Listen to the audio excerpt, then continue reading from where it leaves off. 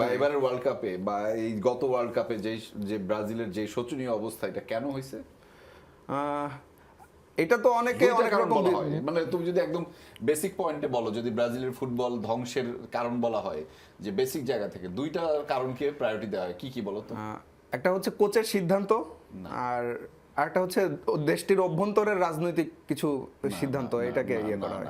দুইটা বিষয়, একটা হচ্ছে যে ফুটবলারদের ক্লাব ফুটবলের ইনভলভমেন্টটা কম্পারেটিভলি দেশের তুলনায় অনেক বেশি। আরেকটা হচ্ছে এটা ঠিক, প্রত্যেক খেলোয়াড়ের পার্সোনাল লাইফে তারা সবাই হচ্ছে আনইথিক্যাল, হ্যাঁ, কমিটেড না, হ্যাঁ, খেলার প্রতি কমিটেড না তারা। আমি আর এই বিষয়টাতে না যাই, মানে সম্মানের জায়গা থেকে বলছি, এটা ঠিক, আপনি যেটা বলছেন এটার সাথে আমি একমত।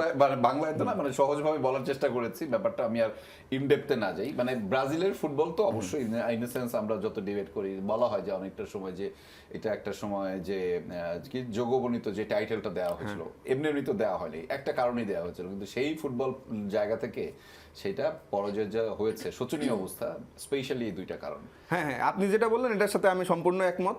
এইটা নিয়ে আমার কোনো দ্বিমত করার সুযোগ নাই, কারণ যেটা আপনারা আমাদের প্লেয়ারগুলো যখন ক্লাবে খেলে তাদের হচ্ছে ডেডিকেশন বা ওইখানে তাদের হচ্ছে পারফরমেন্স বা টিম কম্বিনেশনের জন্য যেভাবে খেলে সেটা কিন্তু ব্রাজিলে দেখা যাচ্ছে না।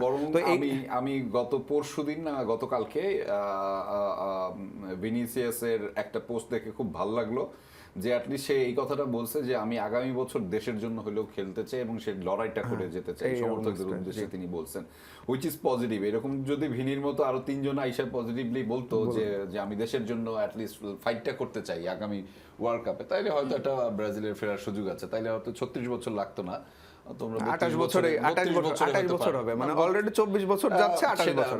আর নেক্সট ওয়ার্ল্ড কাপ তোমাদের জন্য না, এটা আমি বলতে চাই যে নেক্সট ওয়ার্ল্ড কাপটা তোমাদের হইতে পারতো 32 বছর পরে, সেইটা হওয়ার সুযোগ ছিল যদি আগামী বছরও অ্যাটলিস্ট কমিটমেন্ট নিয়ে